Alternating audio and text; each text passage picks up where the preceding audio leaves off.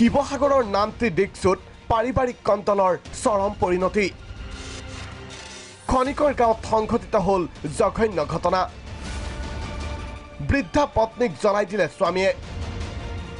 ঘটনাৰ বিৱৰণী শুনক প্ৰত্যক্ষদৰ্শীৰ মুখেৰে চিঞৰ লাগিছে তাৰপৰা আমি গলোৱা গৈ দেখিছো ভিতৰটো জ্বলি আছে আৰু বাহিৰটো মানুহগাগী মানে খেৱত পৰি আছে ঘটনা সংঘটিত কৰিলে ঘাতক ৰূপী স্বামী খগেন চুটিয়াই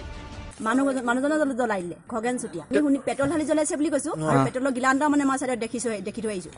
পাৰিবাৰিক কণ্টলৰ পৰিণতিত পত্নীক এনেদৰে জ্বলাই পলায়ন খগেন চুটিয়াৰ নিশাই আৰক্ষীয়ে অভিযান চলাই আটক কৰিলে ঘাতক ৰূপী এইজন খগেন চুটিয়াক শ্ৰী খগেন চেতিয়া নামৰ এজন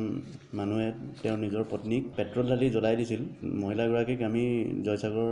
চিভিল হস্পিটেললৈ নিছিলোঁ পিছত ডিব্ৰুগড়লৈ ৰেফাৰ কৰিলে আৰু নিশাই আমি অভিযান চলাই একিউজ শ্ৰী খগেন চেতিয়াক আমি এৰেষ্ট কৰি থানালৈ আনিলোঁ